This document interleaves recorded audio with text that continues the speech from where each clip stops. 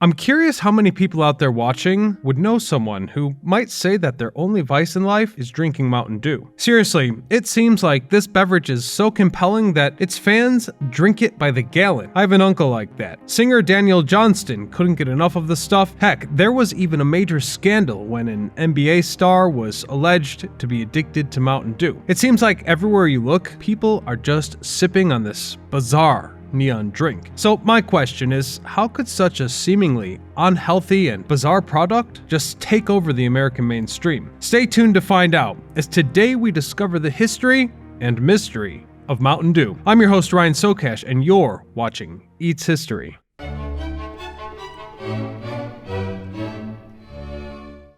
Our story starts in Tennessee during the 1930s when two brothers were on a quest to create the perfect mixer.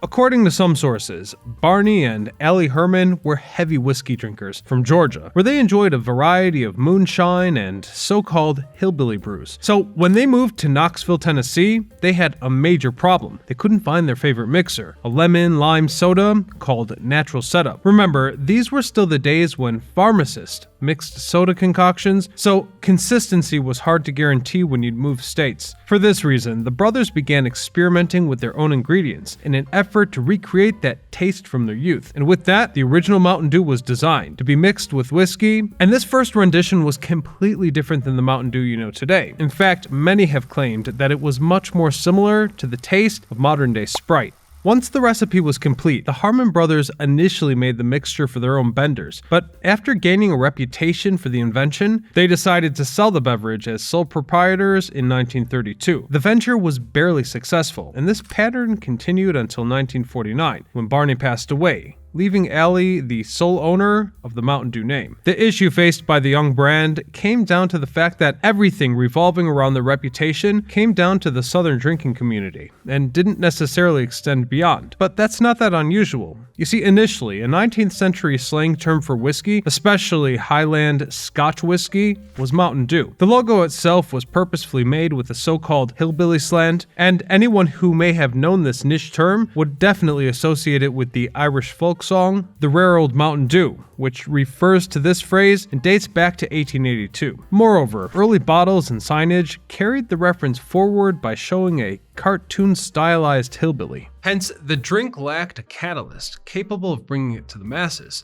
But as you might suspect, change was just around the corner.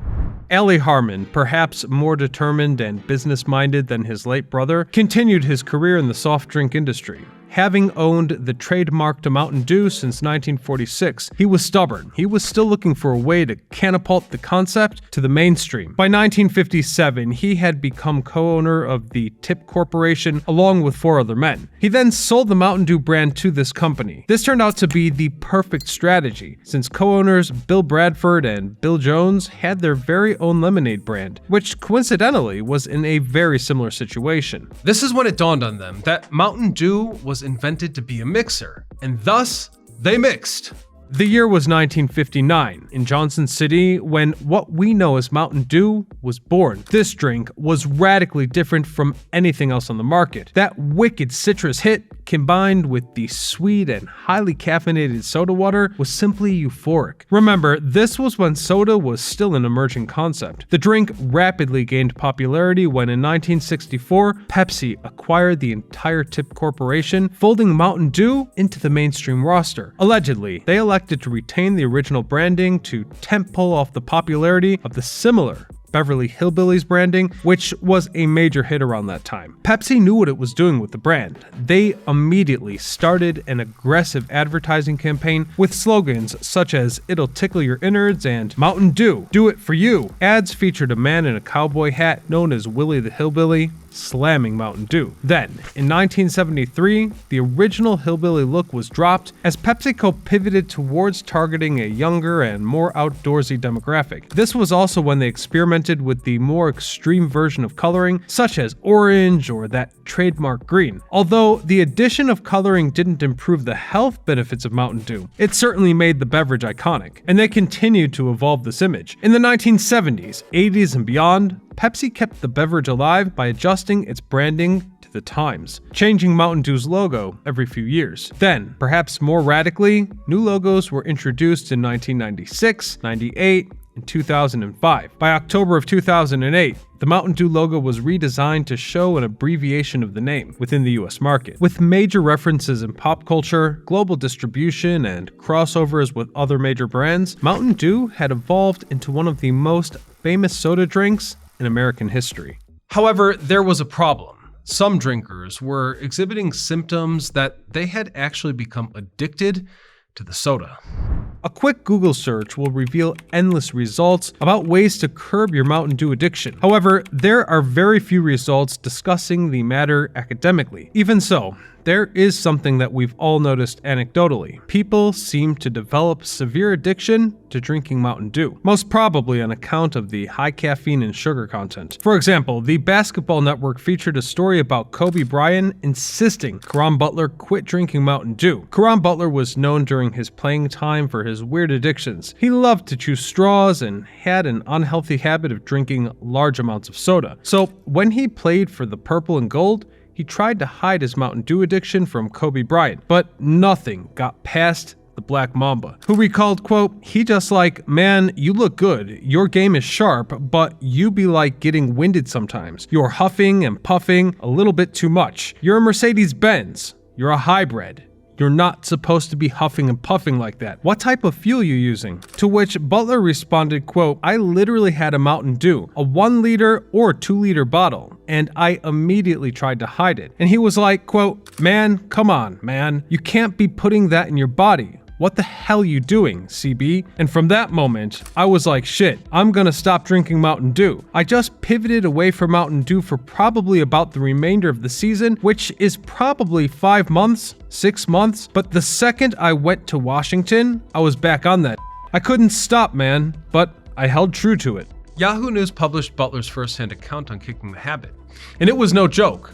Reading, quote, "I lost 11 pounds this summer by giving up Mountain Dew." That's right, Mountain Dew. A lot of people don't know I'm an addict, so I guess this is my confession. To try and give this up was crazy for me. I was going through withdrawals. I was in bed sweating. My wife would turn over in the bed and ask, "Are you okay?" Honestly, those first 2 weeks without the Dew were the roughest 2 weeks of my life. I'm talking headaches, sweats, and everything. Before that, I drank at least 6 12-ounce Mountain Dews a day. It was so bad at one point that I had to have a cold one right there on the nightstand before I went to bed. I had to get the coasters and let it drip a little bit and just have it waiting on me. Come 2 a.m., I'd wake up out of my sleep. I'd pop one open and hear that fizz sound and just down it. Then, I always had to have another one in the morning when I woke up. Before practice, I had 1, 2, and would knock back 2 before games. And if that account isn't concerning enough, another high-profile addiction was noted with folk music Daniel Johnston. Johnston became a musical legend after Kurt Cobain wore his merchandise and other notable musicians covered his songs. However, concerned fans noticed that the artist had gained an amazing amount of weight, an observation that was directly linked to his love for Mountain Dew. In fact, he was publicly open about his passion for the drink and unsuccessfully aspired to be a brand ambassador.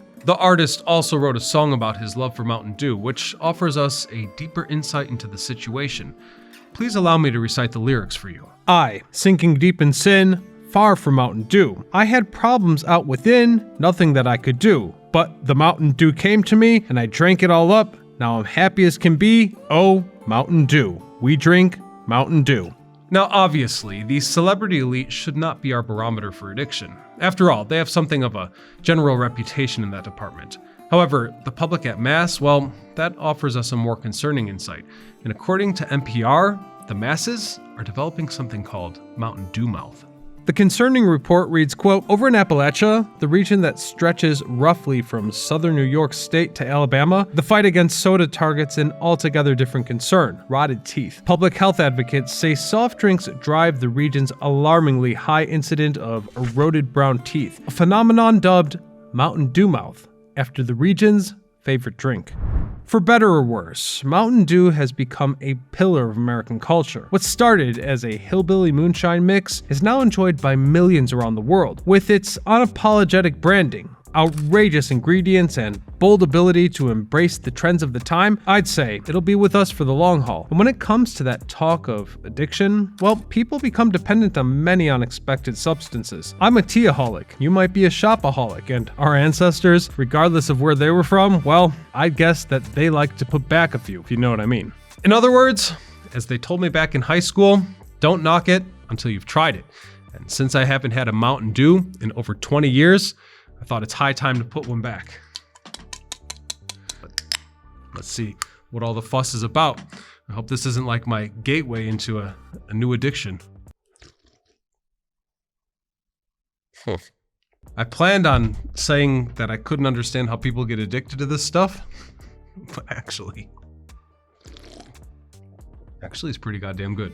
That's it, that's the episode. And I thank you for watching. I hope you'll subscribe. Until next time, I'm Ryan Socash, drinking Mountain Dew, apparently. All right, I'm gonna get Mountain Dew mouth now.